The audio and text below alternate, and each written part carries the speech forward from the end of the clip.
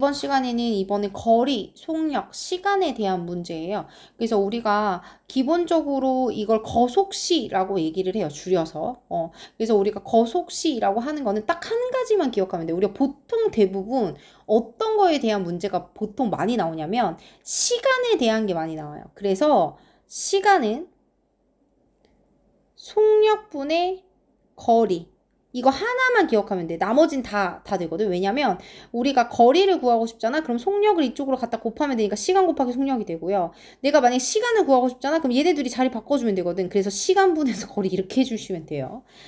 그리고 항상 조심하셔야 되는 게 단위가 있어요. 그래서 예를 들어서 어떤 건 킬로미터고 어떤 건 미터 이러면 이걸 뭐 미터로 통일할 건지 이런 것들도 생각을 조금 해주셔서 보셔야 돼요. 그래서 조금 까다로운 문제는 이제 막 분 단위로 나왔다 갑자기 시로 바뀌고 그 다음에 속력은 시간 단위인데 내가 간 거는 막 분 단위고 막 이러면 이제 그거를 시간 단위로 바꿔서 계산을 하는 이제 그런 과정들이 조금 필요합니다.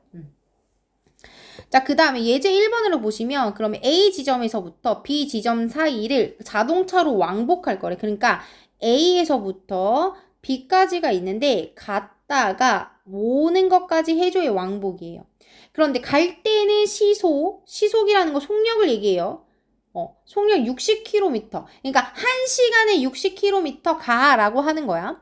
근데 올 때는 시속 80km로 와서 총 3시간 30분. 내가 말했죠? 시간 단위로 많이 나온다고.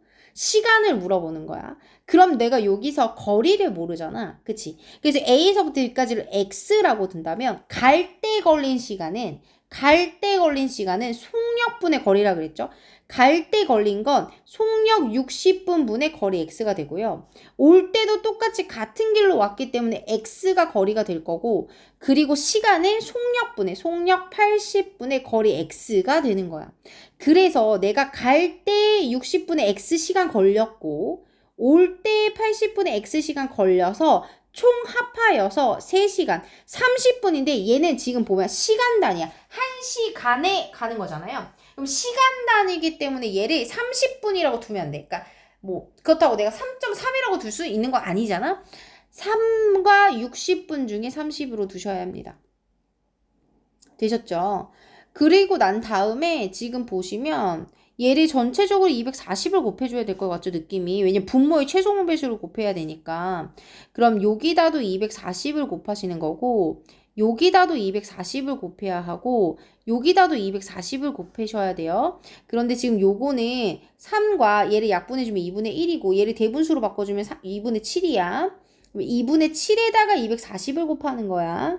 자, 그러면 요렇게 약분하면 4x 더하기 요렇게 약분하면 3x는 요렇게 하면 120에다 곱하기니까 840. 그러면 7x는 840이 되고요. 그럼 x는 요 앞에 있는 7로 나누는 거죠. 나누기 7 해주는 거야. 그럼 7일은 7이니까 120. 따라서 거리가 120이고 단위가 뭐였어? 킬로미터니까 킬로미터. 이렇게 해주시면 돼요. 자, 한 번 더 연습을 한번 해볼까요? 자, 민경이가 등산을 하는데 올라갈 때는 시속 2km로 걷고 그 다음에 내려올 때는 올라갈 때보다 아까보다 조금 난이도가 올라갔어. 왜냐면 등산을 하면 이렇게 산이 있잖아.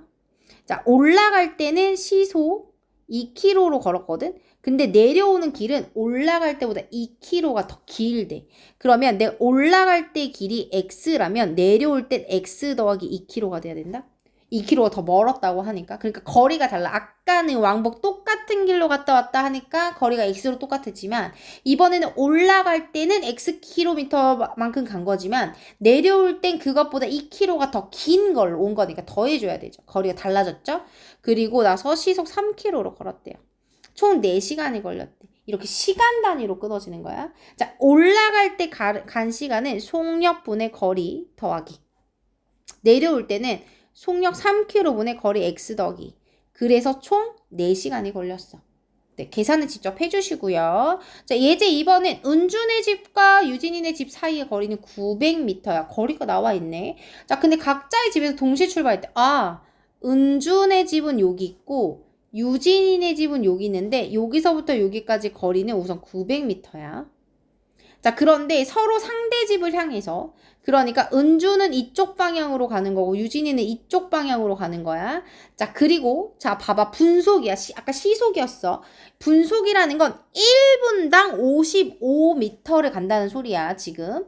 자, 그러면 내가 얘는 1분당 55m로 걷고요. 얘는 1분당 45m로 가서 쭉쭉쭉 얘도 쭉쭉쭉 갈 거야. 그런 다음에 만날 거란 말이야. 만났어. 자, 그럼 생각을 해봐.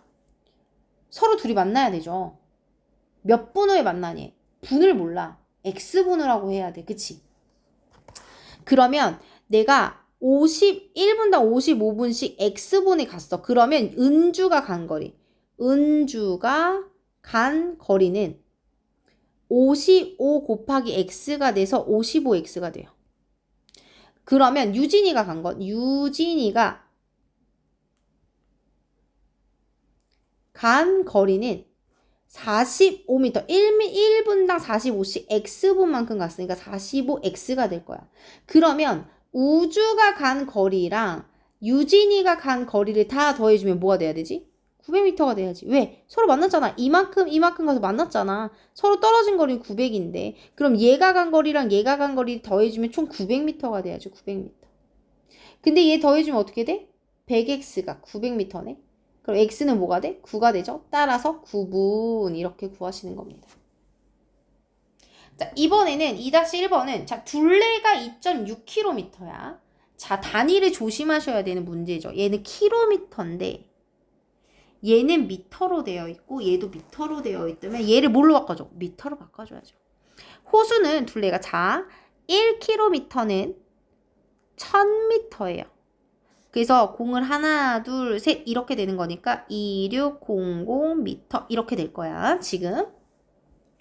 자, 그런데 이제 문제는 얘네들이 호수라고 했으니까 둘레가 있으니까 이렇게 원으로 되어 있는 자, 이런 식에 대한 호수인데 자, 하나랑 동욱이가 있는데 서로 반대 방향이면 여기서 자, 준비 땅 하면 하나는 이쪽 방향으로 간다는 거고 동욱이는 이쪽 방향으로 간다는 거야. 자, 그런데 둘이 만난다는 거죠. 그럼 하나가 막 이렇게 왔다가 동욱이도 막 이렇게 딱 만났어. 그러면 봐봐. 하나가 간 거리가 이만큼이거든. 동욱이가 간 거리 이만큼이거든. 그럼 더해주면 뭐야 결국? 한 바퀴가 되겠죠. 아, 그러면 하나가 간 거리에다가 동욱이가 간 거리를 더해주게 되면 호수 한 바퀴인 2600m가 되겠구나 라고 구할 수 있겠죠. 그럼 하나가 간 거야. 하나가 간 거는 분속 60m니까 1분당 60m씩 X분 갔고 동욱이는 70m씩 X분을 갔는데 2600이 된 거죠. 그러면 130X는 2600이 될 거고요. X는 나눠주면 20. 따라서 몇 분이 걸린 거야? 20분이 걸린 거야. 그래서 20분 후에 서로 만나는 거야 라고 할 수 있는 거죠. 자, 넘어가 볼게요. 자, 소금물의 농도인데요. 얘는 뭐만 기억하시면 되냐면 보통 소금의 양만 좀 기억을 해주시면 돼요. 그러니까 이 공식도 실제로는 이 공식이 변형돼서 나온 거라 사실 내가 소금의 양의 공식만 아시고 나면은 사실 농도 구하는 거 별로 아니죠. 농도 구하는 거 말 그대로 비율이에요. 그러니까 내가 소금이랑 물이랑 섞었어. 그게 총량이지. 그 중에서 소금이 해당하는 비율. 거기다 곱하기 100을 해주신다고 생각하시면 돼요. 자, 우선은 보통은 소금에 관한 걸로 하거든. 왜냐면 예제 3번을 보시면 20%의 소금물에 400g이 들어있어. 근데 이게 물을 더 넣었다? 그래서 16%의 소금물이 되었어. 그런데 문제는 뭐야? 소금의 양은 변하지 않는다는 거죠. 왜? 내가 소금을 더 추가했어? No, 절대. 추가 안 했어. 그렇다고 소금이 날라갔어? 그러지도 않았어. 소금은 그대로 있는데 뭐의 양만 변했어? 물. 그러니까 소금과 물이 합해져 있는 그 중에서 물의 양만 변한 거야. 그래서 나는 소금의 양이 변하지 않고 일정하다라는 걸 식으로 둘 거라는 거죠. 자, 그러면 내가 소금의 양은 봐. 100분의 농도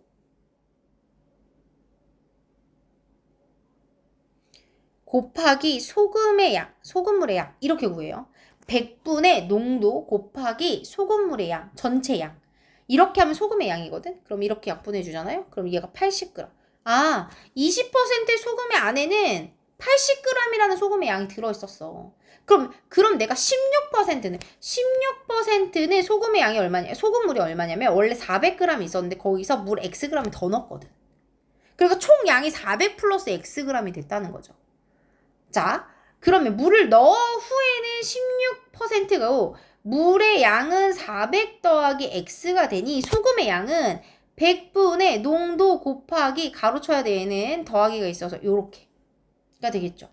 자, 그러면 이렇게 되는 거야. 자, 100분의 20% 곱하기 400 해준 것과 100분의 16 곱하기 400 플러스 X랑 똑같아요. 자, 우선은 밑에 100이 있기 때문에 똑같이 100을 지워주고요. 얘를 곱해주면 8000이 되고요. 얘는 요렇게 곱해주면 6400 더하기 16X가 되겠네요. 자, 문자는 이쪽으로 옮겨주면 마이너스 16X가 되고요. 숫자는 이쪽으로 옮겨주면 마이너스 1600이 되죠. 마이너스 플러스로 바꿔주고 x는 16으로 나눠주면 100이 되겠죠. 따라서 물은 얼마만큼? 100g 넣은 거야. 이렇게. 자, 3-1번은요. 9%의 소금을 300g에서 물을 반대로 증발시켜서 빼야 돼. 자, 우선 여기서 끊어줘. 자, 100분의 9%의 300g. 얘가 들어있는 소금의 양인데, 자, 100분의 농도가 12%가 됐죠? 근데 300g에서 물을 X만큼 뺐어. 그래도 소금의 양은 변함이 없어. 이렇게. 자, 100부터 똑같이 지우고 시작해요. 그러면 2700은 이렇게 전개해주면 3600 빼기 12x. 12x 이쪽으로 넘겨오면 플러스 12x가 되고요. 3600에서 2700을 빼주면 900이 됩니다. 네, x는 그럼 나눠줄 건데 나눠줄 수 있나? 3, 4, 3, 300. 되네요. 75. 따라서 75g이야. 이렇게 구할 수 있는 겁니다. 자, 이번엔 조금 더 어려워져. 자, 7% 소금을 200g이 있고 15% 소금을 섞었어. 몇 g인지 몰라. 그죠? 그러면 xg이라고 하자. xg 섞었다? 그랬더니 13%의 소금물인데 문제는 200g과 소금을 xg을 섞었잖아요? 그러니까 얘는 200 플러스 xg이 됐을 거야. 맞죠? 근데 소금의 양은 어떻다고? 변함이 없다고. 그러니까 무슨 말이냐? 여기에 들어있는 소금과 여기에 들어있는 소금을 합하면 여기에 있는 소금이 된다는 소리죠. 그래서 나는 지금 소금의 양으로만 다 풀 거야, 문제를. 자, 100분의 7% 곱하기 200이라면 7% 안에 들어있는 소금의 양이 될 거고요. 그 더하기.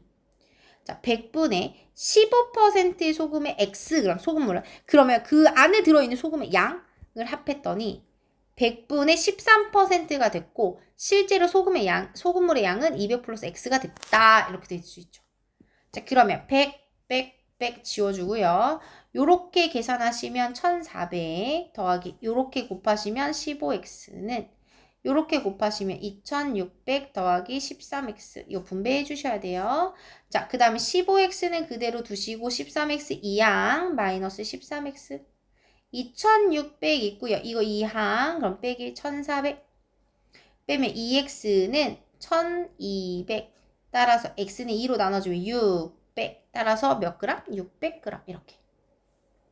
자, 한 번 더 연습하시면 6%의 소금물과 14%의 소금을 섞어서 10%의 소금을 500g. 이번에 중요한 게 뭐냐면 내가 6%의 소금물도 몇 g인지 모르고 14%의 소금물도 몇 g인지 모르는 아주 기똥찬 문제죠. 그런데 내가 물어보고자 하는 건 14%의 소금물만 물어봤으니까 얘를 x라고 두자. 그럼 자연스럽게 6%의 소금물 얼마만큼 들어있는 거야? 500g에서 x만큼 빼준 거. 전체 둘이 섞은 게 500g인데 그 중에서 14%의 소금물이 xg이니까 그것만 빼면 되는 거잖아. 그럼 얘는 100분의 농도 6% 곱하기 소금물의 양 500 빼기 x 더하기 100분의 14% 곱하기 소금물의 양 x 100분의 10% 전체 500g이 됐다는 거죠. 자, 우선은 100부터 지우고 시작해요. 자, 이렇게 곱하시면 6, 5, 300이니까 3000 빼기 이렇게 곱하시면 6x 더하시면 14x 이렇게 곱하시면 5000 자, 요렇게 x끼리 계산해주면 8x 3000 이항해주면 빼기 3000 돼요. 그래서 2000 자, x는 8이 16, 8호 40 250 따라서 250g이야. 이렇게 구할 수 있는 겁니다. 되셨죠? 자, 뒷부분에서 소단원 끝내기 하는 거에서 연습하셔야 돼요. 진짜 소금물 농도 하시는 거, 보통 학교 시험에는 소금물은 안 나와요. 이제는 약간, 그러니까 정확하게 사실 농도를 구할 수 없다라고 해서 사실은 이번 정확하게 않기 때문에 안 나오는데, 태솜 시험에서는 소금물 문제가 나옵니다. 나와요. 뭐 당연히 거속시 문제도 당연히 많이 나오긴 하겠지만 내 소금물 문제도 아예 안 나오는 건 아니야. 그리고 심지어 고난이도 24, 25번 문제로도 나오는 편이기 때문에 그래서 요 부분 소금물 농도 하시는 것도 조금 네, 해주시면 좋을 것 같아요. 되셨죠? 그 다음에 이제 이 펭귄 나오는 부분이 사실은 좀 난이도가 있는 좀 문제죠. 얘 특이한 문제, 그리고 중요한 문제, 시험에 잘 나오는 문제라고 생각하셔야 돼요. 우선 열차가 철교나 또는 터널을 지나는 이제 문제를 물어보는 건데, 근데 이렇게 될 때는 우리가 사실은 열차가 완전히 통과하는 거라서 열차의 길이까지 더해줘야 돼요. 그러니까 이 부분을 내가 이해하기가 너무 힘들어? 그럼 이렇게 생각해. 열차가 어딜 통과해야 된대. 그러면 열차 꽁무니까지 나와야 되니까 터널의 길이에다가 열차 길이 더한 길이, 그 총 길이를 간 거야. 이렇게 기억하시면 돼요. 자, 문제를 보시면 분속 1500m인 일정한 속력으로, 그러니까 한마디로 얘가 지금 속력이라고 얘기해 주는 거야. 자, 그렇게 달리는 열차가 있는데 길이가 이만큼의 터널을 완전히 통과하는데 30초. 자, 얘는 시간이야. 그럼 얘가 거리가 돼야 돼. 열차의 길이를 물어봤죠? 열차의 길이가 x야. 그런데 완전히 통과하려면 어떻게 돼야 되는데 터널과 열차의 길이까지 포함한 길이가 완전 얘가 통과한 길이라고, 그러니까 완전 다 통과했다고 할 수 있는 거야. 자, 그럼 얘가 거리야. 그치? 시간은 속력분의 거리로 해서 구해주는데 분속인데 초니까 60분의 30이라고 해주셔야 돼요. 이런 걸로 틀린단 말이야. 그냥 30 냈다 적어 그러면 안 돼. 왜냐면 얘 단위 지금 분속이야. 그럼 분속이니 분속에 맞게 바꿔줘야지. 그치? 얘 약분하면 2분의 1이거든요. 우리가 이런 게 있어요. A분의 B는 C분의 D가 있잖아? 그러면 이게 원래 B대식 우리 6학년 때 했던 거 있죠? 그러니까 얘는 B 대 A는 D 대 C거든? 내양의 곱은 외양의 곱. 여기서 따온 거랑 요렇게 서로 대각선끼리 곱한 거랑 서로 똑같아요. 그래서 얘도 똑같이 이렇게 곱할게. 그럼 1 곱하기 1500이니까 1500이 될 거고요. 이쪽에다 적자. 그 다음에 요렇게 곱할 건데 얘는 분배해야 돼. 2를 분배해 1200. 2를 분배해 그럼 2x. 그럼 2x는 그대로 두시고 1200이 넘겨오면 마이너스 1200이 되면서 300이 되죠. 따라서 x는 2로 나눠주면 150m. 따라서 열차의 길이는 150m야. 그 밑에 있는 것도 다 똑같은 거거든요, 지금. 똑같이 되는데 문제는 유제 2번에 지금 속력이 안 나와 있어. 그치? 속력이 안 나와 있어. 그럼 우리가 속력은 어떻게 구하느냐? 자, 속력은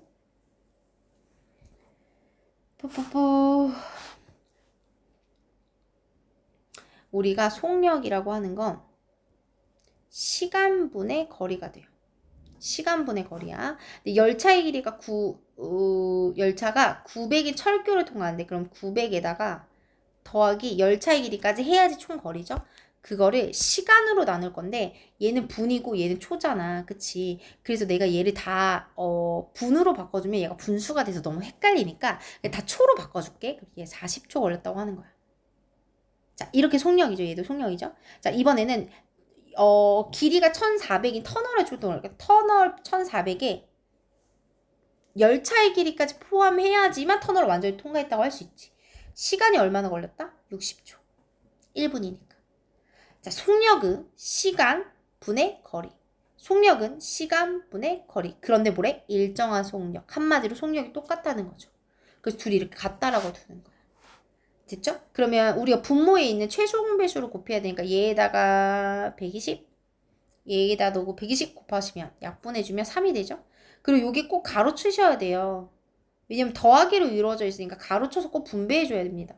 2로 해주고 1400 더하기 x. 그리고 난 다음에 이렇게 곱하시면 2700 더하기 3x가 되죠. 얘는 이렇게 곱하시면 2800 더하기 2x가 되고요. 자, 그러시면 3x는 그대로 두시고 2x 넘어와요. 빼기 2x 되죠. 2800 그대로 있고요. 2700 넘어오면 마이너스 2700. 그럼 x는 100이 되겠네. 아, 열차의 길이는 100m야. 이렇게. 또 구할 수 있습니다. 조금 더 응용된 부분이죠. 실질적으로 속력이 위에서 나왔고 그래서 그걸 이용해서 그냥 시간으로만 구했는데 이번에는 속력으로 나와서 속력으로 두고 풀어야 되는 부분이구나. 근데 실제로 이 열차 문제는요. 중학교 2학년 때 연립방정식 하실 때도 나오고요. 그 다음에 부등식 할 때도 그냥 일반 1차 부등식 할 때도 또 나와요.